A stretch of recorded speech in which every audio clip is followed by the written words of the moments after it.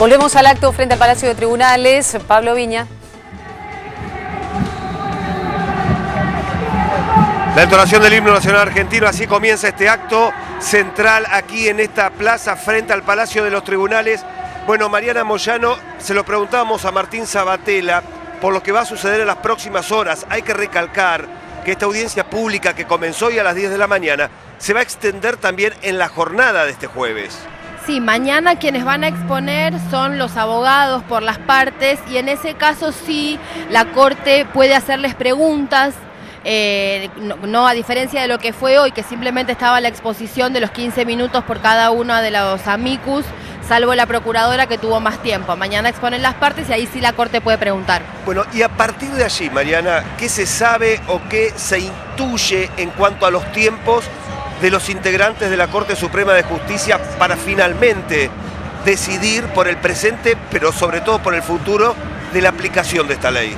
Bueno, en realidad hay que hacer varias lecturas y que tienen que ver con la cuestión más de reglamento, claro, y con la cuestión más política. Por un lado, entender que la Corte reglamentariamente no tiene plazos para ningún fallo. Obviamente uno lee que esta audiencia haya sido convocada a días de las PASO y el 28 de agosto, que es el aniversario de Clarín, uno a veces tiene un poco de mentalidad paranoica o demás, piensa que habrá querido decir, porque es una Corte muy política, que piensa mucho en los términos políticos de lo que hace. Entonces, imagino, y todo el mundo lo que dice es, políticamente no puede extenderse mucho más. Este es un expediente que la Corte tiene leído y recontraleído y conocido, pero al dedillo, porque además varias veces esto, si bien todavía la Corte no se ha expedido con la cuestión de fondo, recordemos que varias veces este expediente llegó acá con el tema de las cautelares, donde sí hubo 2 pronunciamientos de la Corte, entonces no necesita mucho más tiempo. Hoy fue las audiencias de los amicus, mañana escucha a las partes, es decir, pasado mismo podría dar a conocer un fallo si quisiera, pero bueno, los tiempos de la Corte son los tiempos políticos de la Corte.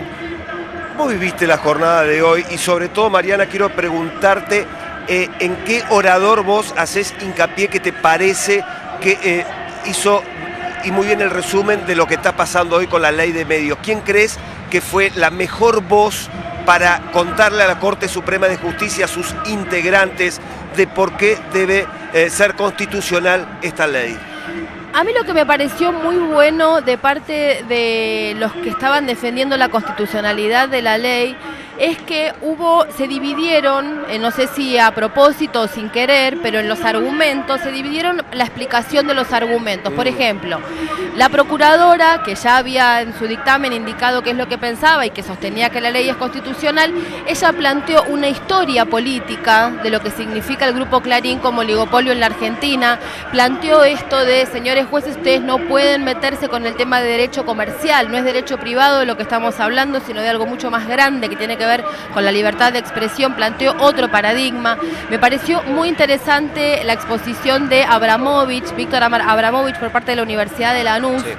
Y también creo que hubo 2 cuestiones a destacar. Por un lado, lo que decíamos antes de la explicación de Damián Loretti, donde justamente porque hubo, vamos a decirlo, en las exposiciones de varios de los amicus que fueron por parte de Clarín, una trampa argumentativa respecto de lo que ha planteado la Corte estadounidense, que es una referencia siempre en la Argentina en lo que tiene que ver sobre todo con estos temas de comunicación, y de la Corte Interamericana y demás. Y ahí hubo, la verdad, algunas, porque contaron la mitad de la historia. Bueno, la historia más completa o la otra mitad que faltaba la contó Damián Loretti, explicó por qué la Corte Interamericana de Derechos Humanos y todos los organismos que se han expedido sobre este tema indican que el Estado no solo que tiene la potestad, sino que cuando está en riesgo la libertad de expresión porque hay un oligopolio o un monopolio, debe actuar.